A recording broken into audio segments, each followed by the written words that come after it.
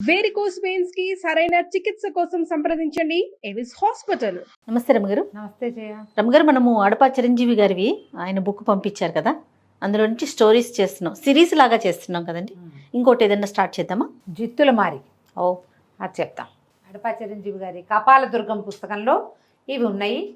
Classic books వాళ్ళు print చేశారు వీటిని. మీకు ఫ్లిప్కార్ట్లో దొరుకుతుంది. క్లాసిక్ బుక్స్ పేరుతోటి గూగుల్ చేసినా కూడా వాళ్ళు మీకు పుస్తకాలు పంపించవచ్చు. చాలా కథలు ఉన్నాయి, కథలన్నీ బాగుంటాయి. ఇది కపాల దుర్గం బుక్లోదే ఈ కథ కూడా. ఇంచుమించు ఒక 3 లేదా 4 భాగాలు వస్తుంది. అవంతి రాజధానికి ధనపాలుడని రాజుగారు.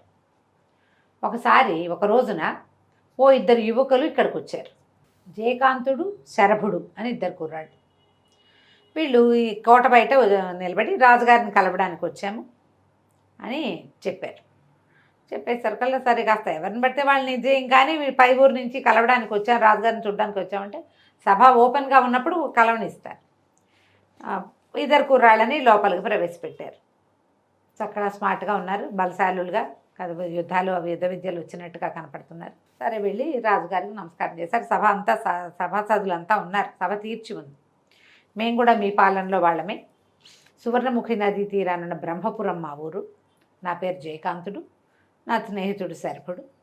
మేమిద్దరము మీకు ఒక విషయం చెప్పడానికి వచ్చాము అని చెప్పండి, ఏదైనా చెప్పమన్నారు. చెప్పమంటే నాకు కళలు కానీ అలవాటు ఉందండి. అప్పుడప్పుడు కళలు వస్తాయి, వచ్చిన కళలు నిజమవుతాయి.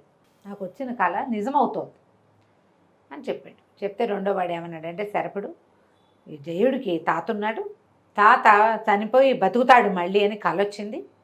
మర్నాడు పొద్దున వాళ్ళ తాత చనిపోయాడు. ఆయన పాడి మీద ఎక్కించి తీసుకెళ్తున్నప్పుడు కూడా జయకాంతుడు గొడవ చేశాడు, తాత బతికొస్తాడని. తను పెట్టిన గొడవకి తీసుకెళ్ళకుండా దహనం చేయకుండా ఆపితే సాయంకాలానికి తాత బతికాడండి. ఒకసారి దొంగల మీద కళ వచ్చింది. ఏదో ఎడ్ల బండి పోయింది. ఆ ఎడ్లు ఎక్కడున్నాయో ఇతని కళలో కనపడింది. దొరికినాయి. సభాసదులంతా నవ్వారు. అలాగా అన్నారు. కళలు నిజం అవుతాయంటే అవుతాయి, లేకపోతే లేదు. ఎవడి కళ వాడికి నిజం అవుతుంది. ఎవరి గురించో కళ ఎట్లా వచ్చి ఎలా ఇదవుతుంది. అయితే ఇప్పుడు నువ్వు ఏం చెప్పడానికి వచ్చావు అంటే, నాకు ఒక ప్రత్యేకమైన పోయిన పౌర్ణమికి ఒక కళ వచ్చిందండి. ఈ కళలో ప్రజలంతా కన్నీళ్లతోటి మిమ్మల్ని వేడుకుంటున్నారు. ఈ కష్టం తీరకపోతే మేము ఊరొదిలి వెళ్ళిపోతామని మీ దగ్గర వాళ్ళు విలపిస్తున్నట్టు కళ వచ్చింది. కానీ వాళ్ళకు వచ్చిన కష్టం ఏమిటో నాకు అందులో కనపడలే. ఈ కళ్ళలో నుంచి లేచి నేను అది ఆలోచిస్తూ మళ్ళీ పడుకున్నప్పుడు నాకు మీ యువరాణి మదన మంజరిని నేను వివాహం చేసుకున్నట్టు రెండో కళ వచ్చింది. ఇవి 2 పౌర్ణమి నాటి రాత్రి వచ్చాయి. ప్రజలకు ఏదో కష్టం రాబోతోంది, మిమ్మల్ని జాగ్రత్తగా ఉండమని చెప్పడానికి వచ్చాం అంటే అందరు సభాసదులంతా నవ్వారు. కొంతమంది రాజుగారు సీరియస్ అయిపోయాడు. పిల్లని పెళ్లి చేసి రాజకుమార్ని పెళ్లి చేసుకున్నట్టు కళ వచ్చిందంటే కోపం వస్తుంది కదా. రాజుగారు వీళ్ళిద్దరిని బంధించండి అని కేకలు పెట్టాడు. ఇద్దరిని బంధించి పట్టుకుపోయారు. నిజానికి ఈ అబ్బాయికి రాజకుమారిని పెళ్లి చేసుకునే ఉద్దేశం కాదు, ఏదో ఇబ్బంది రాబోతుంది. బాగా ఆలోచించుకున్నారు. ఇప్పుడు రాజ్యం సుభిక్షంగా ఉంది, ఏ ప్రాబ్లము లేదు. ఎందుకు కష్టం వస్తుంది ప్రజలకి? ఏ కష్టం వస్తుంది? వాడు ఏదో చెప్పడానికి వచ్చాడు. రెండో మాట ఎంచిపడి పిల్లల్ని రాజకుమార్తెను పెళ్లి చేసుకుంటాడు. యువకులిద్దరు బుద్ధిమంతులుగా బాగున్నారు, కానీ ఈ మాట బాగుండలేదుగా. అది సభాసదులందరి ముందు ఇంత మాట చెప్తే కూతుర్ని పెళ్లి చేసుకున్నట్టు నాకు కళ వచ్చింది అని ఒక సామాన్యుడు వచ్చి రాజుతో చెప్పినప్పుడు రాజు రియాక్ట్ కాకుండా ఎలా ఉంటాడు? అవును. అరెస్ట్ చేశారు, తీసుకెళ్ళి జైల్లో పారేశారు. ఆ జైలు జీవితానికి అలవాటు పడడానికి వాళ్ళకి చాలా సమయం పట్టింది. ఈ లోపల ఈ మాటలు ఈ సభాసదులు ఉన్న వాళ్ళంతా కొంతమంది బయటకు అందిస్తారు కదా, కళలు నిజమవుతాయా అదా ఇదా అని ఊరంతా చర్చించుకున్నారు. ఒక్కొక్క పెద్దవాళ్ళు అన్నారు నిజమవుతాయి, కొన్ని ప్రత్యేక సమయాల్లో వచ్చిన కళలు నిజం అవ్వచ్చు. ఈ కుర్రాడు ముందు 2 కళల గురించి చెప్పాడు, అవి 2 నిజమయ్యాయి అంటున్నాడు, అందుకే వచ్చి ఉంటాడు. కానీ అతను చెప్పిన రెండో మాట ఉంది కదా, ఈ కళలు నిజమవుతాయి, నాకు కళ వచ్చింది, మీకు ప్రమాదం వస్తుందని బెదిరించి రాజుగారి అమ్మాయిని పెళ్లి చేసుకునే ఉద్దేశంలో జిత్తులు మారివాడు వీడెవడో అని కొంతమంది చెప్పుకున్నారు. రోజులు గడిచాయి. ఈ వార్తలు అటు తిరిగి అంతా అంతఃపురానికి చేరినాయి. రాకుమార్తె మదన మంజరి, ఆవిడికి గిరిక మల్లిక కాబోలిద్దరు చెలికత్తెలు ఉన్నారు. వాళ్ళిద్దరూ ఈవిడ కొంచెం ఆట పట్టించారు. కానీ ఆ అమ్మాయికి ఆ మాటలు మాట్లాడిన వాడెవడో చూడాలని ఉంది మంజరికి. సరే ఏం చేశారు, బాగా ఆలోచించి వాళ్ళని చూడడానికి తేలికి వెళ్ళడానికి ఏర్పాటు చేశారు. ఓహో. రాజకుమార్తో వచ్చేసరికల్లా అక్కడ ఒక గున్న ఏనుగులాగా ఉన్న మల్లయ్య అని ఒక సైనికుడు కాపలా వీళ్ళకి. ఆ సైనికుడితో చక్కగా దాడి ఆడుతూ అవాడుతూ ఫ్రెండ్షిప్ చేశారు. ఫ్రెండ్షిప్ చేసి వాళ్ళు బాగానే ఉన్నారు. ఇక ఇందులో నుంచి బయటపడలేమని తెలిసిపోయింది వాళ్ళకి. రోజులు గడుస్తున్నాయి, ఇంకా ఎక్కడ ఊర్లో ప్రమాదాలు గిమాదాలు ఏం కనపడలా, అంతా మామూలుగానే ఉంది. రాకుమార్తె తన చిలకత్తలతో కలిసి జైలుకి వచ్చి ఇతన్ని చూడడానికి వెళ్ళింది. నువ్వు ఇట్లా చెప్పావుడో నీకు పొగరా అదైదా ఇలా ఏదో ప్రశ్నించింది.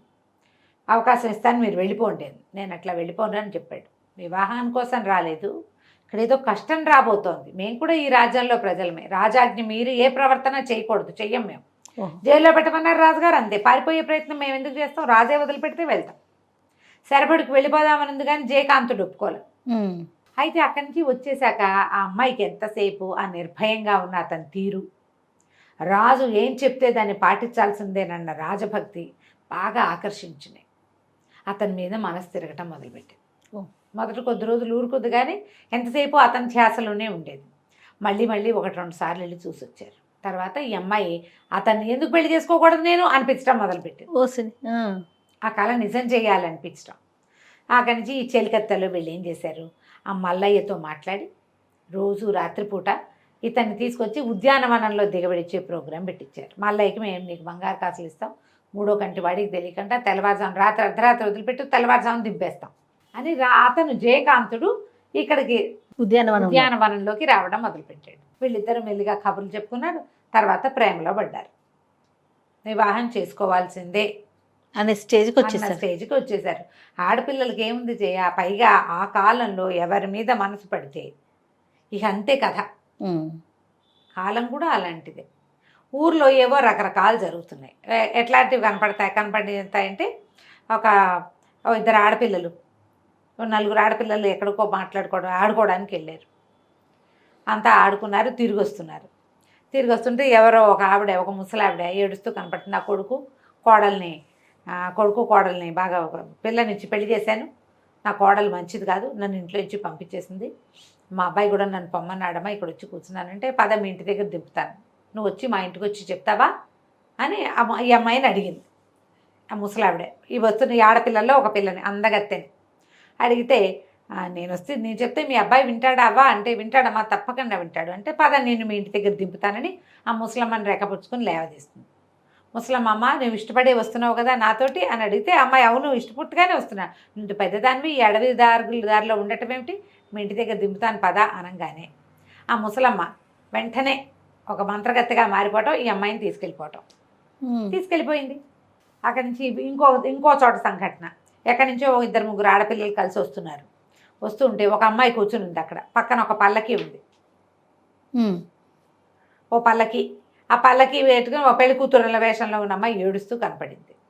ఎందుకు ఏడుస్తున్నావని ఆడపిల్లలో ఒక పిల్ల, ఉత్సాహంగా ఉన్న పిల్ల అడిగితే, మేము పెళ్లి గుంపుతో వచ్చాము, తప్పిపోయాము, మరి మా వాళ్ళంతా తలా ఒక దారి అయిపోయారు అంటే, సరే నేను నిన్ను దింపుతాను పట్టు, నేను నీకు తోడొస్తాను పద అని అమ్మాయి అనగానే, నువ్వు ఇష్టపడే వస్తున్నావా నాతో అని అడిగి, ఇష్టపడే వస్తున్నాను నేను దింపుతాను అనగానే ఆ పల్లకి మీరు చేయిస్తే పల్లకి మంత్రదండంగా మారుతుంది, ఇదేమో మంత్రగత్తెగా మారిపోతుంది. ఈ కనపడ్డ పెళ్లి కూతురు పిల్ల ఈ మాట్లాడిన పిల్లని లేవ తీసుకుపోతుంది.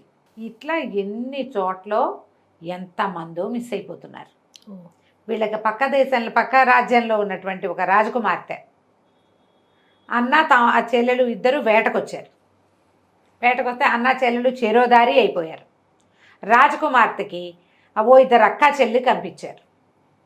అక్కా చెల్లిని ఎవరో వెంబడబడుతున్నట్టు మాయ అంతా, వాళ్ళెవరో మాకు మమ్మల్ని ఇబ్బంది పెడుతున్నారని చూపించి, ఈ వచ్చిన అమ్మాయి రాజకుమార్తె వాళ్ళని యుద్ధం చేసి ఆ వచ్చిన వాళ్ళందరినీ పారద్రోలి మిమ్మల్ని నేను దింపుతాను అని బండి గుర్రం ఎక్కించుకుంటే, గుర్రంతో పాటు నడిచి వెళ్తుంటే, నువ్వు ఇష్టపడే వస్తున్నావు కదా మాతోటి అని అడిగి, అవును అనగానే మాయ చేయటం, తీసుకెళ్ళిపోవటం. అయ్యో, రాజకుమార్తె మిస్ అయిపోయింది. పక్క రాజ్యం రాజకుమార్తె మెల్లిగా ఒక్కొక్క ఊళ్ళో ఒక్కొక్క ఇంట్లో, వాళ్ళ ఇంట్లో అందగత్తెలుగా ఉన్న అమ్మాయిలందరూ మిస్ అయిపోతున్నారు. ఎక్కడెక్కడ సౌందర్యవతులు గాయబు. కరణం గారమ్మాయి, మున్సబ్ గారమ్మాయి, రెడ్డి గారమ్మాయి, చలమయ్య ఏమిటి బంగార పని చేసే వాళ్ళ అమ్మాయి, అందరూ ఒక్కొక్క జాతి వీళ్ళే అని కాదు, రాజకుమార్తెలే అని కాదు, మ్మ్. సౌందర్యవతి పిల్ల అందగత్తె అనుకున్నావా, అంతే. బయటికి వెళ్తే మిస్ అయిపోవటమే.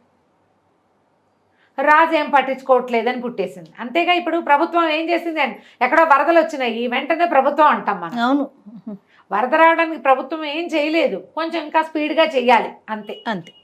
తప్పిస్తే దాన్ని ఆపలేరు కదా ప్రకృతి వైపరీత్యాలని. ఇప్పుడు ఇలా మాయమంత్రాలను ఎవరేం చేస్తారు? ఉమ్. దాంతో నానా గందరగోళము చెలరేగిపోయింది ఊర్లో. ఒక రకంగా కాదు. ఇంతలో ఏమైంది, కొంతమంది చేరి మనం రాజుగారి దగ్గరికి వెళ్దాం, రాజుతోటి మాట్లాడి చూద్దాము. వీళ్ళల్లో కొంతమందికి తట్టింది. పూర్వం ఒక కుర్రాడు వచ్చాడు, ఉమ్. ఏదో విపత్కర పరిస్థితి వస్తుందని, వచ్చినట్టు కలొచ్చిందని చెప్పాడు.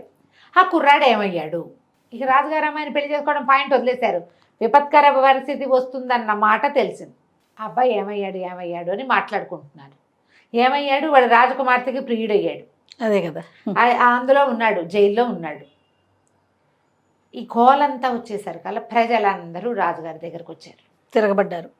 తిరగబట్టడానికి ఏముంది, ఈ ఊళ్ళో ఉంటే ఆడపిల్లలు మాయమైపోతున్నారు, మేము వేరే దేశాన్ని పక్క దేశాలకు వలస వెళ్ళిపోతాం, మిగిలిన పిల్లలనైనా బతికించుకోవాలి కదా. ఒక మంత్రగత్తె ఉమ్. ఆమె పిల్లల్ని మాయం చేస్తోంది, ఏదైనా చెయ్యండి అని వలవల ఏడుస్తూ అందరూ శోకాలు పెట్టారు. నేను తప్పకుండా చూస్తాను, తప్పకుండా చేస్తాను. ఎవరైతే ఈ మాయమైపోయిన ఆడపిల్లల్ని తీసుకొస్తారో, మంత్రగత్తెని ఎవరైతే పట్టుకుంటారో వాళ్ళకి అర్ధరాజ్యం ఇస్తా అని ప్రకటన చేశారు. ప్రజలంతా సంతోషించారు. ఇంత బిందాస్గా ఎవరంటారు? ఉమ్. సరేనని వెళ్ళిపోయారు. ఏకాంతంగా కూర్చుని ఈ మాయమంత్రాలు ఎక్కడి నుంచి వచ్చినాయి మన రాజ్యంలోకి, ఎట్లా ఇది జరిగింది అని ఆలోచిస్తే ఆయనకు అప్పుడు స్పార్క్ లాగా వెలిగింది. ఇలాగే ప్రజలు కళ్ళ నీళ్ళు పెట్టుకుని పరాయి దేశం వెళ్ళిపోతామని అంటున్నట్టు మనకు ఒకళ్ళు చెప్పారు. ఎవడు వాడు? మంత్రి గారు వచ్చాడు. మంత్రి గారు అన్నాడు, ప్రభు అప్పుడు ఒక కుర్రవాడు, 2 కుర్రాళ్ళు వచ్చారు, వాళ్ళు చెప్పారు ఈ సంగతి. వాళ్ళు ఇప్పుడు ఎక్కడున్నారు? జైల్లో ఉన్నారు ప్రభు. అప్పుడు ఆయన గుర్తొచ్చింది, ఓహో నా కుమార్తెని వివాహం చేసుకుంటానన్నాడని జైల్లో పెట్టాను. జైల్లో పెట్టాం. అయితే మంత్రి అన్నాడు, ప్రభు ఒక ముఖ్యమైన విషయం చెప్పాలి. రాజకుమార్తె ప్రతి రాత్రి అప్పుడు వచ్చిన యువకులు ఇద్దరిలో ఒక యువకుడిని రాత్రిపూట ఉద్యానవనంలో కలుస్తోందని ఒక వార్త ఉంది అనగానే రాజుకు నవ్వొచ్చింది. వాడు 2 కళలు చెప్పాడు. ఒకటేమో ప్రజలు ఏడుస్తారని, రెండోదేమో రాకుమార్తెతో వివాహానికి ప్రబంధం జరిగిపోయింది. ఇక్కడ ప్రజలు ఏడ్చేందుకు ప్రబంధం జరిగిపోతుంది. అంటే నిజమే అన్నమాట. వాళ్ళిద్దరిని విడిపించి తీసుకురండి. విడిపించి తీసుకొచ్చాక ఏం జరిగిందో మనం వచ్చే భాగంలో తెలుసుకుందాం. కానీ అడప చిరంజీవి గారి నావెల్స్ ఎంత బాగున్నాయి రమ్మగారు. చిన్న ట్విస్ట్ బ్రహ్మాండంగా, ఒకదాన్ని మించి ఒకటి ఉన్నాయి. కానీ అన్ని ట్విస్టులే ఉన్నాయి. ట్విస్ట్లే ఉన్నాయి. హాయిగా చదువుకోవచ్చు జయ. లాంగ్వేజ్ ఎంత సింపుల్ గా ఉంటుందో, చాలా సుఖంగా వెళ్తుంది కథ. ట్రై చేయండి కొనుక్కుని పుస్తకం చదవడానికి. తప్పకుండా అండి. నమస్తే రమ్మగారు. నమస్తే జయ.